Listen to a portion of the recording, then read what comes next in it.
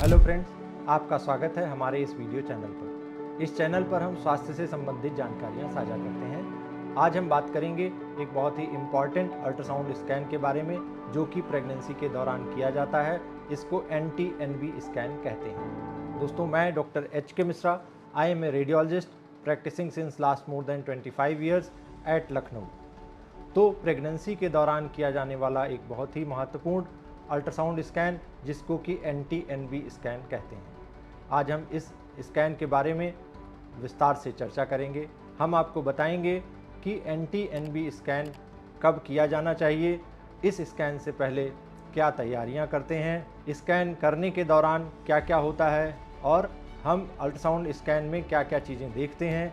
अगर उसमें कोई एबनॉर्मेलिटी निकल करके आती है तो उसके बाद हमें क्या स्टेप्स लेने चाहिए। इसी स्कैन के साथ में और की जाने वाली जांचें क्या क्या हैं। तो सबसे पहले हम आपको बताते हैं कि NT-NB स्कैन की जांच कब की जानी चाहिए। तो यह स्कैन 11 से 14 हफ्ते के बीच किया जाना चाहिए। 11 से 14 हफ्ते का मतलब क्या है कि प्रेगनेंसी जब 11 से 14 हफ्ते के बीच हो, उसी दौरान यह स्कैन होना चाहिए। तो 11 हफ्ते कैसे कैलकुलेट करेंगे? लास्ट मेंस्ट्रुअल पीरियड यानी कि आखिरी महीना जब आया था, उसका पहला दिन से कैलकुलेट करके 11 हफ्ते से लेकर के 14 हफ्ते के बीच किया जाना चाहिए। इसमें यह बहुत महत्वपूर्ण है कि यह स्कैन केवल इसी पीरियड के दौरान किया जा सकता है, 11 हफ्ते से लेकर के 14 हफ्ते के बीच। तो तारीख का ध्यान रखना बहुत महत्वपूर्ण हो जाता है।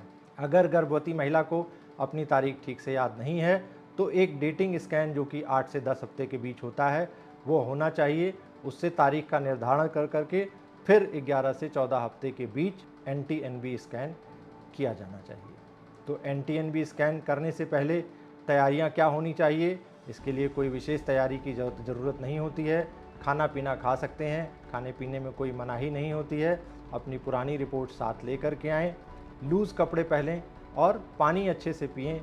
और ख़ास बात यह है कि चिंता बिल्कुल ना करें, क्योंकि इस स्कैन के दौरान कोई सुई नहीं लगाई जाती, कोई चीरा टाका नहीं लगता, किसी तरह की कोई परेशानी आपको नहीं होगी। तो अब यह स्कैन किया कैसे जाता है? अल्ट्रासाउंड स्कैन के दौरान महिला को टेबल पर लिटा करके उसके पेट को एक्सपोज करके वहाँ पर अल्ट्रासाउंड जेली लगाकर अल्ट्रासाउंड प्रोब को फिरा करके अल्ट्रासाउंड मशीन पे जो इमेजेस आती हैं उनको देख करके इसका इंटरप्रिटेशन किया जाता है। तो अब यह स्कैन किन किन परिस्थितियों में करना चाहिए?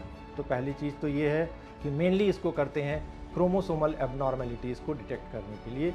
उनका रिस्क कितना है, इस बात की जानकारी प्राप्त करने के लिए। साथ में और भी चीज़ें जो हम जिसके लिए इस स्कैन को करते हैं, वह है कि बच्चे की ग्रोथ देखने के लिए, बच्चे की वाइबिलिटी मतलब बच्चा जीवित है कि नहीं, साथ में कोई अन्य परेशानियां तो नहीं है। यह सारी चीज़ें देखने के साथ ही साथ प्री क्लैम्सिया रिस्क असेसमेंट के लिए भी इस स्कैन को किया जाता है। साथ ही और भी चीज़ें हम लोग देखते हैं कि कोई यूट्राइन एनोमली तो नहीं है। अब हम आपको बताएंगे कि यह स्कैन करने की मुख्य वजह क्या होती है। तो सबसे पहली वजह तो होती है क्रोमोसोमल एबनॉर्मेलिटीज़ डिटेक्ट करने के लिए। बेसिकली उसका रिस्क असेसमेंट करने के लिए कि क्रोमोसोमल एबनॉर्मेलिटीज़ जैसे डाउन सिंड्रोम बच्चे में होने का रिस्क कितना है, यह असेस करने के लिए यह स्कैन किया जाता है। दूसरी चीज़ है प्री क्लैम्सिया रिस्क असेसमेंट। मदर में हाइपरटेंशन होने की संभावना और उससे बच्चे के प्रभाव को देखने के लिए भी इस स्कैन को किया जाता है।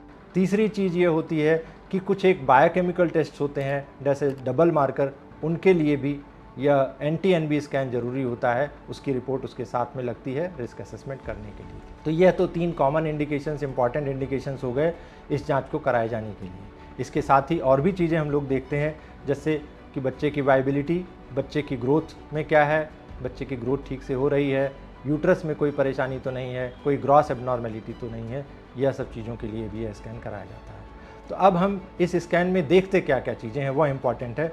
देखते क्या है? सबसे पहले तो हम बच्चे की कार्डियक एक्टिविटी देखते हैं। उसका हार्ट ठीक से चल रहा है, बहुत तेज़ तो नहीं चल रहा है जिस स्थिति को टैकीकार्डिया कहते हैं, बहुत धीमे तो नहीं चल रहा है जिस स्थिति को ब्रैडीकार्डिया कहते हैं। अब बच्चा अगर जीवित है, उसके बाद उसकी ग्रोथ देखते हैं। ग्रोथ पैरामीटर्स में तरह तरह की मेज़रमेंट्स लेते हैं। बच्चे की लंबाई कितनी है, बच्चे के सर का नाप लेते हैं, बच्चे के पेट का नाप लेते हैं, उसके थाई बोन का नाप लेते हैं। इन सब मेज़रमेंट्स को लेकर के यह देखते हैं कि बच्चे की जितनी अपेक्षित ग्रोथ है वो अभी तक जितनी होनी चाहिए थी उतनी ग्रोथ हुई है अथवा नहीं। इसके साथ ही हम जो 2-3 सबसे इम्पॉर्टेंट चीज़ें इस स्कैन के दौरान देखते हैं, वह है NT, जिस स्कैन के नाम पर जिस मेज़रमेंट के नाम पर इसका नाम ही एनटी स्कैन पड़ा है, तो वो एनटी क्या है? न्यूकल ट्रांसल्यूसेंसी का शॉर्ट फॉर्म है। न्यूकल ट्रांसल्यूसेंसी कैसे देखते हैं? बच्चे के गर्दन के पीछे एक पानी की परत होती है, एक लेयर होती है, उस लेयर की मोटाई को नापते हैं। तो अगर बच्चे के गर्दन के पीछे के पानी के लेयर की मोटाई ज़्यादा है तो बच्चे में क्रोमोसोमल एबनॉर्मेलिटीज़ होने की संभावनाएं बढ़ जाती हैं। साथ ही दूसरी चीज़ हम लोग क्या देखते हैं? दूसरी चीज़ हम लोग नेज़ल बोन देखते हैं। नेज़ल बोन प्रेजेंट होना इम्पॉर्टेंट है। अगर यह एब्सेंट है तो यह भी एक सॉफ्ट मार्कर है जो कि दर्शाता है कि बच्चे में क्रोमोसोमल एबनॉर्मेलिटीज़ हो सकती हैं। इसके बाद हम लोग देखते हैं यूटराइन आर्टरी का ब्लड फ्लो। यूटराइन आर्टरी होती है जो कि माँ से बच्चे में ब्लड फ्लो ले जाती है, या ब्लड फ्लो अच्छे से जा रहा है, उसका रेजिस्टेंस बहुत ज़्यादा तो नहीं है। अगर यह होता है, ज़्यादा होता है, तो मदर में प्री एक्लैम्सिया होने की संभावना बढ़ जाती है। साथ में हम लोग एक स्पेसिफिक वाल्व होता है ट्राइकस्पिड वाल्व। बच्चे में 4 वाल्व होते हैं हार्ट में, तो उनमें से एक वाल्व होता है ट्राइकस्पिड वाल्व। अगर उससे रिगर्जिटेशन हो रहा है, ब्लड फ्लो वापस आ रहा है, ज़्यादा मात्रा में ब्लड फ्लो वापस आ रहा है, वह भी क्रोमोसोमल एबनॉर्मेलिटीज़ के लिए हाई रिस्क होता है। अब ये तो 3-4 इम्पॉर्टेंट चीज़ें हो गई जो कि हम लोग NT-NB स्कैन में देखते हैं। साथ ही और सारी चीज़ें भी हम लोग देखते हैं, जैसे कि बच्चे के शरीर की बनावट, जितना विकास अभी तक होना था उसमें कोई ग्रॉस एबनॉर्मेलिटी तो नहीं है। जैसे कि कुछ एक परिस्थितियों में बच्चे का सर ही ठीक से नहीं बना होता है, जिसको कि एनेनकेफेली कंडीशन कहते हैं। बच्चे का हार्ट उसके चेस्ट के अंदर है, बाहर तो नहीं है, जिसको कि एक्टोपिया कार्डिस कहते हैं। तो ये सब लीथल कंडीशंस हैं जिसका कि पता इस स्कैन के दौरान लग जाता है। इसके बाद स्पाइन बच्चे का ठीक से बना है, बहुत टेढ़ा मेढ़ा तो नहीं है। बच्चे के पेट की स्किन अच्छे से बनी हुई है, कवरिंग अच्छे से है, उसके सारे ऑर्गन बाहर तो नहीं आ रहे हैं। ये सारी चीज़ें हम लोग देखते हैं। साथ ही अगर इसके पहले कोई और स्कैन नहीं हुआ होता है तो हम यह भी देखते हैं कि एक ही प्रेगनेंसी है, एक से ज़्यादा तो नहीं है। प्रेगनेंसी अपने स्थान पर है जहाँ उसको होना चाहिए, एक्टॉपिक तो नहीं है, इंटरस्टिशियल प्रेगनेंसी या इधर उधर तो नहीं है, या अगर पुराना सिजेरियन ऑपरेशन हो रखा है तो स्कार प्रेगनेंसी तो नहीं डेवलप हो रही है। ये सारी चीज़ें भी इस प्रेगनेंसी के दौरान हम लोग देखते हैं। बच्चे के यूट्रस में कोई गांठ तो नहीं है। इसके साथ ही एडनिक्सल रीजन में जो बच्चेदानी के अगल बगल ओवरीज होती हैं वह सब ठीक हैं, उसमें कोई बड़ी गांठ तो नहीं है जो कि प्रेगनेंसी को नुकसान पहुँचाए। तो ये सारी चीज़ें हम लोग NT-NB स्कैन के दौरान साथ ही में देखते हैं। एक और महत्वपूर्ण चीज़ हम लोग इस दौरान देखते हैं जिसको कि डक्टस वेनोसस फ्लो कहते हैं। डक्टस वेनोसस फ्लो अगर नॉर्मल है तो अच्छी बात है, अगर यह एबनॉर्मल है तो यह भी इंडिकेट करता है कि बच्चे में क्रोमोसोमल एबनॉर्मेलिटीज़ हो सकती हैं। अब NT-NB स्कैन के साथ ही इसके दौरान हम लोग और क्या टेस्ट करते हैं? एक बहुत ही इंपॉर्टेंट टेस्ट होता है डबल मार्कर टेस्ट, जो कि ब्लड का सैंपल लेकर के इसके साथ ही किया जाता है। उस डबल मार्कर टेस्ट के साथ में ही NT-NB स्कैन की रिपोर्ट भी लगती है और सारी चीज़ों को मिला करके रिस्क का असेसमेंट होता है कि बच्चे में क्रोमोसोमल एबनॉर्मेलिटीज़ होने की संभावना कितनी कम है या कितनी ज़्यादा है। अब डबल मार्कर और NT-NB स्कैन को मिला करके अगर सारी रिपोर्ट्स नॉर्मल है तो आगे कुछ खास करने की ज़रूरत नहीं है, प्रेगनेंसी नॉर्मली कंटिन्यू होती रहेगी। लेकिन अगर कुछ इसमें एबनॉर्मल आता है तो 1-2 टेस्ट और करने की आवश्यकता पड़ती है, जिसको कि NIPT टेस्ट कहते हैं और एमनियोसेंटेसिस कहते हैं। NIPT ब्लड सैंपल से ही हो जाता है। एमनियोसेंटेसिस में अल्ट्रासाउंड से देख करके बच्चे के आसपास जो एमनियोटिक फ्लूइड होता है उसको नीडल से एस्पिरेट किया जाता है और फिर उसकी जांच की जाती है। अब ये 2 टेस्ट तो हो गए। अगर इसमें सब कुछ नॉर्मल आता है तो फिर आगे बच्चे की नॉर्मल प्रेगनेंसी को जैसे हम लोग मॉनिटर करते हैं वैसे करते रहते हैं। और फिर अगला इम्पॉर्टेंट स्कैन टीफा टेस्ट जो एडवाइस करते हैं और 18 से लेकर के 22 हफ्ते के बीच किया जाना चाहिए। रूटीन में रिकमेंडेड है 18 से 22 हफ्ते के बीच, लेकिन इंडिया में हम लोग कहते हैं कि 18 से 20 हफ्ते के बीच ये टेस्ट हो जाना चाहिए, क्योंकि MTP एक्ट 20 हफ्ते के बाद एबॉर्शन अलाउ नहीं करता है। अगर कोई बच्चे में एबनॉर्मेलिटी होती है तो उसके हिसाब से उसके अनुसार इसका निर्णय ले सकते हैं और 20 हफ्ते से पहले अल्ट्रासाउंड स्कैन की रिपोर्ट्स की जानकारी प्राप्त करके उसी हिसाब से डिसाइड कर सकते हैं। तो अब हम थोड़ा सा समराइज़ कर दें।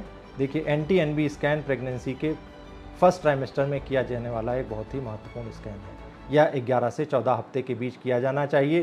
तारीख का ध्यान रखना बहुत इंपॉर्टेंट है, क्योंकि 11 हफ्ते से पहले ये टेस्ट नहीं हो सकता है और 14 हफ्ते के बाद ये टेस्ट नहीं हो सकता है।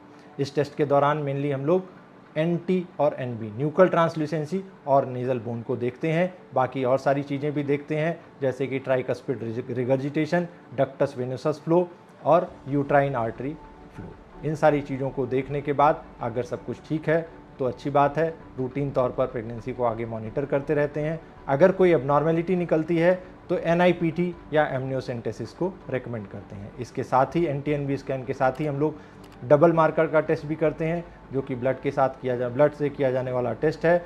NT-NB के साथ में डबल मार्कर की रिपोर्ट को मिला करके क्रोमोसोमल एबनॉर्मेलिटीज़ होने का रिस्क का असेसमेंट किया जाता है। तो यह तो हो गया NT-NB स्कैन के बारे में विस्तार से। दोस्तों, अगर आपको यह वीडियो अच्छा लगा हो तो इसे लाइक करें, शेयर करें और सब्सक्राइब करें, अपने दोस्तों के साथ शेयर करें। आपके मन में कुछ सवाल होंगे, अगर कोई सवाल हैं तो उन्हें कमेंट में लिखें, हम उनका जवाब देंगे। अगर किसी और टॉपिक पर आप चाहते हैं कि हम वीडियो बनाएं और आपको जानकारी दें तो वह भी कमेंट बॉक्स में लिखें। धन्यवाद।